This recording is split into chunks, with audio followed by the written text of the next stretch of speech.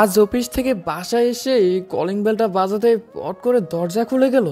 প্রতিদিন যেখানে 2-3 মিনিট দাঁড়িয়ে থাকতে হতো, আর আজ কলিং বেলটা বাজানোর সাথে সাথেই দরজা খুলে গেল। দরজা খুলতে চমকে গেল হিমাদ্র, দেখে নীলিমার সামনে দাঁড়িয়ে। অফিস থেকে আসতে এত সময় লাগে? হ্যাঁ, নীলিমার রকচটা মেজাজে কথাটি বলল। হিমাদ্র চমকে উঠে বোবা হয়ে গেল। যে মেয়েটির সাথে 1 বছর হলো কোনো যোগাযোগই নেই, সে আজ হিমাদ্রর সামনে দাঁড়িয়ে। তুমি? ওই আমি কি চেয়ে আছে হিমাদ্র নীলিমার দিকে, কতদিন পর দেখছে। এমন সময় হিমাদ্রর মা এসে, কিরে, এভাবে দাঁড়িয়ে আছিস মানে? মা ওকে? আমার বৌমা। কি বলো এগুলা? সত্যি। আমি কিন্তু কিছুই বুঝতে পারছি না। তাই না? বৌমা, একটু বোঝাও তো।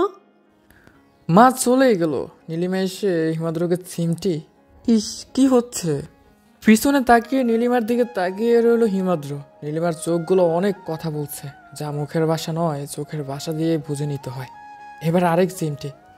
ইস, এরকম করো কেন? কি রকম করি? তুমি এতদিন কোথায় ছিলে? তোমার চোখের আড়ালে। কথাটি বুক কুঁচকিয়ে চোখের হাসি দিয়ে বলল। মানে? কোনো মানে নেই। আবার চিমটি। চলো তো উপরের রুমটাতে। এমন সময় নীলিমা চিৎকার দিয়ে উঠল মা বলে। কি হলো? তুমি মাকে ডাকছো কেন? আমি উপরের রুমে যাব মানে কি? আরে পাগলি, কথা আছে। অন্যদিকে তাকিয়ে, তোমার সাথে আবার কিসের কথা? কোনো কথা নেই আমার। চলো না। না। কিন্তু কেন? তুমি আমাদের সম্পর্কের কথা এতদিনেও কেন মাকে জানাওনি? তুমি তো জানো আমি মাকে দেখে খুবই ভয় পাই। ছোট্ট বাবু তুমি না? না, আসলেই ভয় পাই। শোনো, আমি তোমার বউ না, তবে এই বাড়ির বউ। এটা কেমন কথা? তাই। এমন সময় মা এসে, কি গপ গপ করছিস তোরা? যা, ফ্রেশ হয়ে আয়, খাবি যা। হিমাদ্র চলেই গেল। গিয়ে ভাবছে, আমি তো স্বপ্নে এসব ভাবছি না তো। খুব ভালোবাসে হিমাদ্র নীলিমাকে, প্রথম ভালোবাসা তাদের। হিমাদ্র ভাবছে নীলিমার মার সাথে যেমন করে কথা বলছে, মনে হয় কত দিনের বউ। হিমাদ্র ফ্রেশ হয়ে খাবার টেবিলে। বৌমা, ওকে ভাত বেড়ে দাও। আচ্ছা। মা চলেই গেল। হিমাদ্র নীলিমার দিকে তাকিয়ে আছে। এদিকে নীলিমার খাবার দিচ্ছে, কিন্তু হিমাদ্রের সেদিক কোনো খেয়াল নেই, শুধু নীলিমার দিকে দেখছে। ওই হ্যালো, এদিকে না ওদিকে খাবার দিয়েছি। আবারও আরেকটি চিমটি। খাচ্ছি তো। খাও। তুমি? আমি আর মা একসাথে খাবো। এখনই সবাই একসাথে খাই। না, খাও। আচ্ছা। খাচ্ছে আর বোকার মতো খাওয়ার মাঝে মাঝে নীলিমাকে দেখছে। নীলিমাও হিমাদ্রের খাওয়া দেখছে।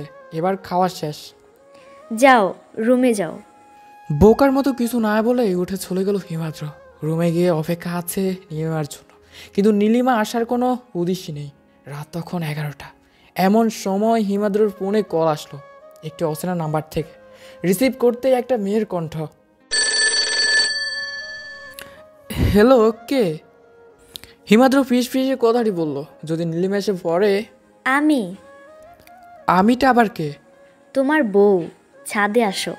হিমাদ্রর মনে তখন সুখের আনন্দ লাফিয়ে উঠল। রুমের ভেতর, তারপর ছাদে। ছাদে গিয়ে দেখে নীলিমা নেই। হঠাৎ পেছন থেকে চিমটি ঘুরে তাকাতে দেখে নীলিমা। আর চাঁদের আলোতে জকজক করছে চাঁদটা। নীলিমা হিমাদ্রর কাছে আরেকটা চাঁদ। কি দেন্দা, ছেলেদের মতো চেয়ে আছো কেন? দেখছি তোমায়। হইছে, এতদিন কোনো খোঁজ নেই, আর আজ দেখছ?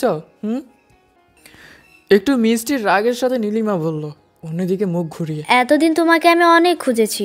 তোমার বাসায় গিয়েছি, কিন্তু শুনলাম তোমরা বাসা ছেড়ে দিয়েছো। কোথায় গিয়েছো ঠিকানা কেউ দিতে পারলো না। অনেক খুঁজেছি, তোমার ফোনটাও অফ। তাই বুঝি? আজ তো এসেছি। আর এতদিন আমি আমাকে তোমার কাছ থেকে লুকিয়ে রেখেছিলাম, কারণ আমি পাশে থাকলে তোমার পড়াশোনার অনেক ক্ষতি হতো, আর এখন এই চাকরিটা তুমি পেতে না। আমি মার সাথে তখন কথা বলেছিলাম, আমার আর তোমার কথা। মা তখন খুব খুশি হয়েছিল। তখন মা বলেছিল, তোমার পড়াশোনা শেষ করে তোমার চাকরিটা হলেই আমাকে নিয়ে আসবে।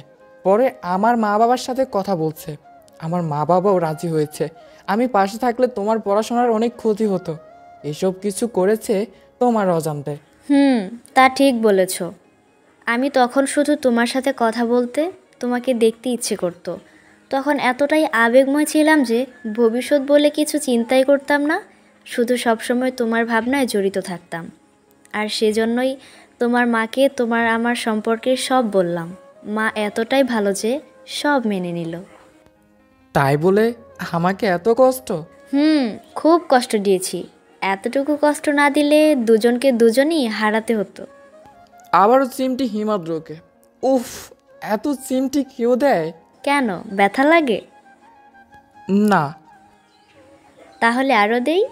না, তাহলে ব্যথা লাগবে। চলো রুমে যাই। কেন? নীলিমা হিমাদ্রের দিকে চেয়ে আছে। হিমাদ্র, হিমাদ্র। কেন উত্তরটা না দিই? তাই। এমন চাঁদের রাতে তোমাকে পাবো কখনো চিন্তা করিনি। হাতটা ধরো। হাত বাড়িয়ে দিল নীলিমা। হিমাদ্র হাতটি ধরল। এভাবে কেন? তো কিভাবে? শক্ত করে। এখন থেকে অতিরিক্ত ভালোবাসতে হবে। পারবো না। পারবে না? না বলতে নীলিমা জড়িয়ে ধরল হিমাদ্রকে। এখন পারবো। চুপ দুষ্টু। আজকের গল্পটি এ পর্যন্তই। আজকের গল্পটি আপনাদের কেমন লেগেছে অবশ্যই কমেন্টস করে জানাবেন। ধন্যবাদ সবাইকে।